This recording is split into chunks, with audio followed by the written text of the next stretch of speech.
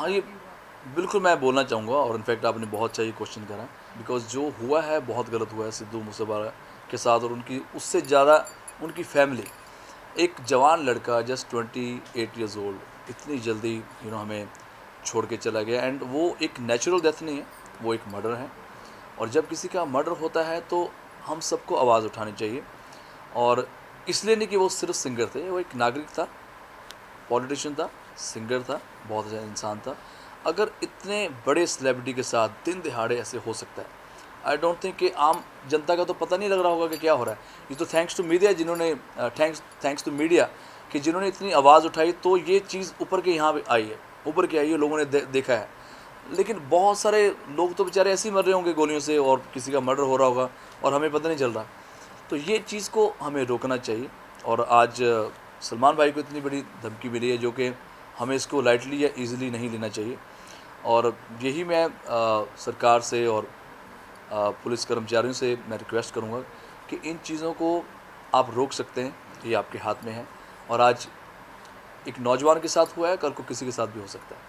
Sir कहीं ना कहीं आपको लगता है कि पंजाबी इंडस्ट्री के ऊपर अभी थोड़ा सा ये गैंग वॉर्स की वजह से थ्रेट बहुत बढ़ गया है? Do you think that Punjabi industry के ऊपर नहीं, बिल्कुल बहुत ये बहुत ही सैड है कि पंजाब में ऐसा हो रहा है। वो पंजाब जिसको मैं बहुत प्यार करता हूँ, वो पंजाब जिसमें मैंने अपनी सारे बचपना वहाँ पे गुजारा है और हंसते खेलते गुजारा है। कभी ऐसी प्रॉब्लम आई नहीं है। बहुत साल पहले कुछ प्रॉब्लम्स थी हमारे पंजाब में भी, इनफैक्ट मुंबई में भी सुनते थे कि चलो यार अंडरवर्ल्ड है, ये है, वो है। लेकिन काफ़ी टाइम से बहुत स्मूथली चल रहा है एंड अभी ये 2022 में अगर फिर वही जानवरों वाली हरकतें होंगी इंसानों के साथ, तो वो बहुत गलत है। और कहीं ना कहीं इसके पीछे मैं नहीं कहूँगा कि सरकार का दोष है या पुलिस का दोष है, कहीं ना कहीं हम सबका भी दोष है कि हम उस चीज़ को लाइटली लेते हैं, हम उसकी आवाज़ नहीं उठाते। 20 साल पहले भी मेरे साथ ऐसा भी हुआ था कि मुझे भी ऐसे धमकी आती रहती थी और मैंने हमेशा उस चीज़ को लाइटली नहीं लिया। मैं हमेशा जितने भी मेरे इर्द गिर्द थाने थे या जो मेरे दोस्त थे पुलिस में, मैं उनको हमेशा बताता था यार ऐसे ऐसे मुझे प्रॉब्लम्स आई हैं। तो हमारी प्रॉब्लम है कि जब हमें कोई धमकी देता तो हम डर जाते हैं। तो अभी क्या है, बहुत सारे बेचारे सिंगर्स हैं जिनको धमकियाँ आ रही हैं और वो चुपचाप वो पैसा दे जाते हैं आप। और इसमें पता भी नहीं चलता, आज कोई भी अब मुझे फ़ोन करेगा तो मैं कंफर्म नहीं करूँगा। मुझे कोई बोलेगा यार मैं इस गैंग से मैं बिलोंग करता हूँ, तो मैं 100% डर के बोलूँगा यार बताओ क्या करना है। वही चीज़ हमारी गलती है कि जो पिछले 5 साल से मैं सुनता आ रहा हूँ, ये बहुत ज़्यादा एकदम से ऐसा गैंग वार शुरू हो गया कि आप उनके कॉल्स आते हैं और वो एक डिमांड कर देते हैं और सिंगर्स प्यार से उनको पैसा दे देते हैं, या प्रोड्यूसर या एक्टर भी। गिप्पी गरेवाल के साथ भी ऐसा हुआ था, आई गेस मनकीरत के साथ भी ऐसा हुआ था।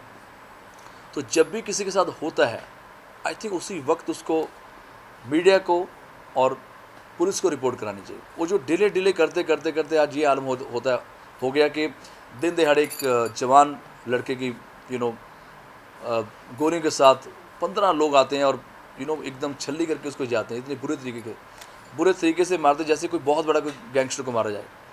That is very wrong.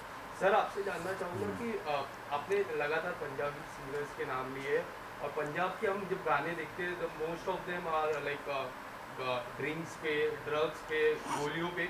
Sidhu मूसेवाले ने भी कुछ दिन पहले एक ऐसा गाना निकाला था जिससे अपोनेंट पार्टी काफ़ी नाराज होती थी। सर आपको लगता है कि उस गाने की वजह से असर ज़्यादा होता है लोगों पे? नहीं, गाने की नहीं, मैं जब उनको लंदन में मिला था 2017 या 18 के आसपास में मिला था, तो तब भी हम यार दोस्त बैठे, तो यही बेचारा मुझे बार बार कह रहा था कि यार ऐसे ऐसे प्रॉब्लम में मैं गुजर रहा हूँ और मुझे नहीं समझ आता कि मैं इन चीज़ों को कैसे हैंडल करूँ। तो मैंने उनको बोला था मेरे साथ भी ऐसा होता रहा है, अभी भी हो जाता है। अभी वो आदमी सच में गैंगस्टर है कि नहीं, प्रॉब्लम ये है आज की डेट में हम इतना लाइफ में डर जाते हैं कि यार जिसका भी कॉल है, आज अभी सलमान भाई के साथ जिसने भी करा है, अगर हम एक पहलू देखें तो वाकई में बहुत सीरियस बात है। दूसरा पहलू देखो तो बहुत इजी बात है यार, किसी का भी आप नाम लेके एक चिट लिख के बोल दो ये जीबी है और ये एलवी है, तो कल को कोई और शरारत कर जाए और कोई और उसकी भुगत जाए उस चीज़ का। तो ये प्रॉब्लम बहुत सालों से चल रही, पिछले 5 सालों से चल रही थी सिद्धू के साथ। लास्ट अभी वो 15 मई के आसपास वो आए थे मुंबई और मुझसे उनकी यही चैट पे बात चल रही थी, नॉर्मली बात। मेरा एक दोस्त है दीपक, जिसके थ्रू हम बात कर रहे थे कि यार मैं यहाँ पे घूम रहा हूँ पाजी, यहाँ पे तो कोई प्रॉब्लम नहीं है, मैं तो अकेला घूम रहा हूँ, यहाँ तो कोई मुझे पहचानता नहीं है, कोई मुझे घूरता नहीं है। तो मैं मजाक में बोल रहा था कि तुम मेरे घर पे शिफ्ट हो जाओ, और जब भी तेरा दिल करता है तो ये मत सोच के यार मुंबई में पंजाब नहीं है, हम यहाँ मैं और कपिल भाई रहते हैं और बहुत हमारी बॉन्डिंग है, तो यहाँ शिफ्ट हो जा। बस वही है कि एक लिखी थी या उसका लास्ट मैसेज आना ऐसे बताना, तो हो सकता था कि वो कुछ कहना चाह रहा था, बट ये जो हुआ है ये बहुत गलत तरीके के साथ हुआ है। एंड आई एम श्योर कि कहीं ना कहीं सरकार इस चीज़ को बहुत स्ट्रिक्टली रोकने की कोशिश कर रही होगी, क्योंकि अगर ये अब नहीं रुका और अगर हम लोग एक नहीं हुए तो दिन दिहाड़े किसी के भी साथ भी ये हो सकता है। बेटा आपकी सिक्योरिटी भी कहीं ना कहीं खबरें आ रही है कि बढ़ा दी गई थी, जी। जो भी इंसिडेंट्स हुए उस पर। जी। ये शो है काफी फेस्टिव मूड हैप्पी जी, जी। जोन का, तो ऐसे जब ट्रेजिक न्यूज़ आती है और ऐसी खबरें आती है तो कितना इम्पैक्ट पड़ता है शूट पर, आपकी हाँ, मेंटल स्टेट? मतलब Does that affect you, bother you? बहुत ज़्यादा। इनफैक्ट मुझे बार बार बेचारे सोल प्रोडक्शन के जो लोग थे मुझे पूछ रहे थे आर यू ओके, बिकॉज मुझे बहुत ज़्यादा गुस्सा भी था। एंड समझ नहीं आ रहे थे हम क्या करें और किसको बुरा बोले, क्योंकि पता नहीं चल रहा किसके साथ उसकी दुश्मनी है और कौन ऐसे करके जाता है। पहले सिद्धू के साथ इतना बुरा हुआ मूसेवाले के साथ, दूसरी न्यूज़ आती है के भाई की, तो ये सारी सडनली हमने 3-4 दिन के लिए हमने शूट रोका भी है, और बिकॉज माइंड हमारा चल नहीं पा रहा था और सही ढंग से मैं शूटिंग भी नहीं कर पा रहा था। मन में यही होता कि यार काश मैं सिद्धू को रोक पाता, काश मैं और उससे जान पाता कि व्हाट वाज द प्रॉब्लम। और दूसरा क्या हो रहा है कि बैक टू बैक 2 डेथ होनी, और कहीं ना कहीं जो एक जवान लड़का है उसके पेरेंट्स पे क्या गुजरी होगी। मैं एज ए फ्रेंड इतना उदास हूँ, उनके फैंस इतने उदास हैं सारे, तो जिसका बच्चा गया है वो तो उसका दर्द तो वो ही जान सकते हैं। तो मैं पूरी सरकार से और पुलिस से सभी से और स्पेशली हमारी सिंगर कम्युनिटी से मैं बोलना चाहता हूँ कि यार ये फेक लाइफ से आप बाहर आओ। मैंने बड़े बड़े सिंगर्स का मैं मेंशन नहीं करूँगा, आप जाके इंस्टाग्राम पे देखना, किसी ने पोस्ट नहीं करा, स्टोरी डालते हैं और स्टोरी में ये लिखते हैं भगवान उनकी आत्मा को शांति दे, भगवान उनके पेरेंट्स को ये दुख सहने का बल बख्शे। अरे भाई वो नेचुरल डेथ नहीं है, वो मर्डर है। आप खुल के बोलो ये गलत हुआ है।